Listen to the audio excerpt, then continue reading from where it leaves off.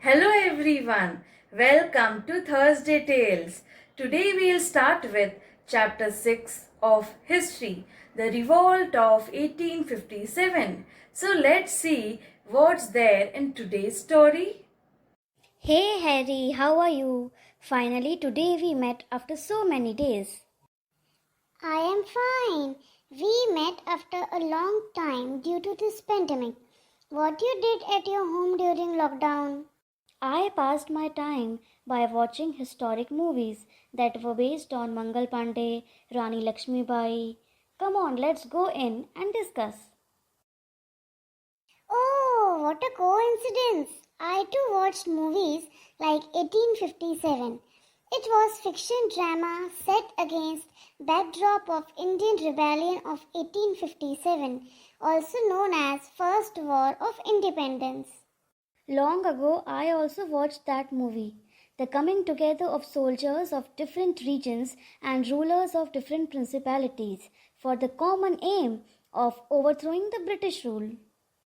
But James, do you remember? There were many causes of revolt, like political causes, economical causes. Political causes include indiscriminate annexation of Indian states. Then, the successors of Bahadur Shah Zafar were not regarded as king. Annexation of Awadh. Then Nana Sahib was denied his pension, and annexation resulted in large scale of unemployment. Then the economic cause. Have you seen that in that movie? The peasants were dispossessed of their land.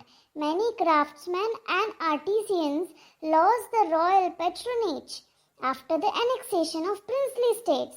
Then handicraft industries were also ruined, and high posts in civil services, army and judiciary were reserved for the British. True. There were some socio-religious reasons also, like Christian missionaries tried to convert people, interference of Britishers in old customs of sati and polygamy. Then in the lives of people also they used to interfere. Then introduction of English education, women's education. Then railways and telegraph were introduced. Land belonging to temples and mosques were taxed. Yeah, and there were military causes like Indian sepoys were forbidden to wear caste and sectarian marks. Sepoys were often humiliated by their seniors, and inequality in living condition, pay structure, sanction of ration. And the most important cause, that was the last cause, the immediate cause. 1856, Army introduced a new rifle, the Enfield rifle, that was greased paper, and it was greased with the fat of cow and pig. That created an offensive feeling among Hindus and Muslims. So they refused to use that, and it hurt the religious sentiments of them. And in the movie that was based on Mangal Pandey, it was perfectly portrayed. The revolt was marked at Barakpur in Bengal in March 1857, where Mangal Pandey openly shot down British officers of the regiment. The incident caused an open mutiny at Barakpur and spread it to other places. Then in May 1857, actual revolt broke out at Meerut. Many soldiers killed British officers, burned down their houses, and released the prisoners. From Meerut, Indian soldiers marched to Delhi, where they joined Delhi soldiers. They proclaimed the restoration of Bahadur Shah Zafar on the throne. And the soldiers of central India, Kanpur, Lucknow, Rohilkhand, Banaras, and parts of Bihar also revolted against the Britishers.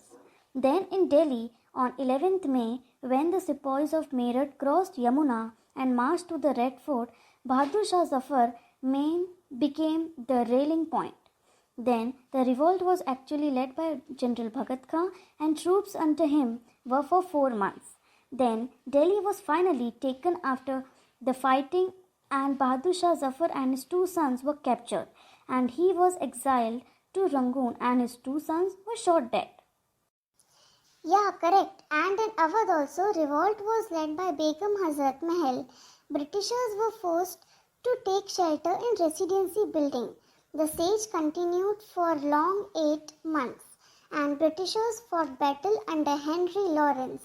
Many people died every day because of wounds and epidemic. Henry Lawrence himself died in the battle. Britishers were able to release the besieged troops and Lucknow was reoccupied by them in March 1858. Then in Kanpur also, revolt was led by Nana Sahib. He captured Kanpur and declared himself the Peshwa. He was assisted by Tatya Tope and he held on to Kanpur for quite some time. Britishers fought back with vengeance and Indians were blown to pieces. Then Nana Sahib escaped to Nepal. And in Jhansi also, the revolt was led by Rani Lakshmi Bai. Then she fled with the rebel to join Tatya Tope at Kalpi. Together they put a good fight, but she died fighting on 17 June 1858, and the commander of British referred to her as the best and the bravest military leader of the rebels. Tatya Tope carried on the guerrilla warfare, and Bihar also, revolt was led by old man Kumar Singh. He mobilized the forces and defeated Britishers at many places. Later he joined Nana Sahib and died bravely, fighting with energy. Yes, but the strategy of Britishers from the beginning was to limit this revolt. Nizam of Hyderabad, Begum of Bhopal and King of Nepal came forward to help them. Delhi was soon recovered. The Governor General mobilized all his forces.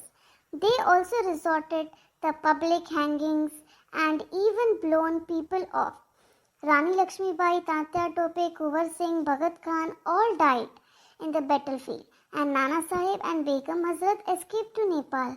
By the end of 1859, Britishers were successful in restoring their rule and order again in India.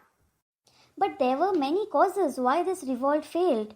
There were causes like the whole of India did not join the uprising. Large parts of West and Southern India remained unaffected. Sikhs, Gorkhas and Rajputs remained loyal to Britishers. Then there were lack of modern weapons and equipments that lead to failure. And British army was well equipped and trained.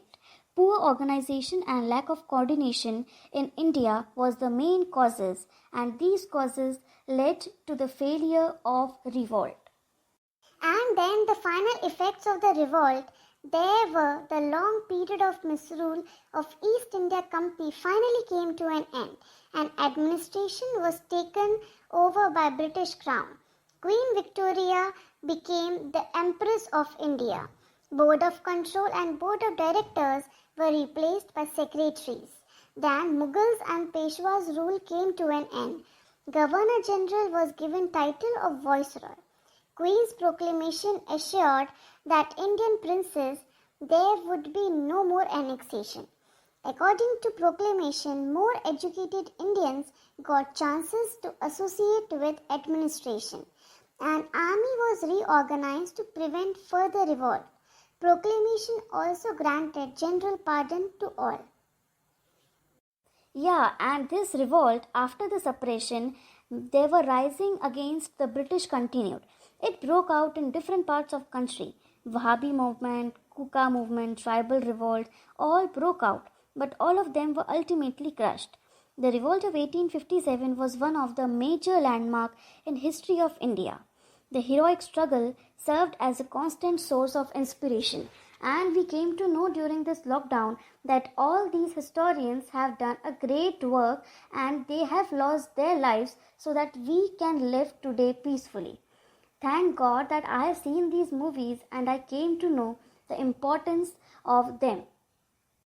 True that, I too have watched and I have gained a lot of information and knowledge. Please share the movies that you have watched and I will also give you the movies that I have watched. Oh, come on, let's go. Come, we'll go. I will share the movies. Okay, bye.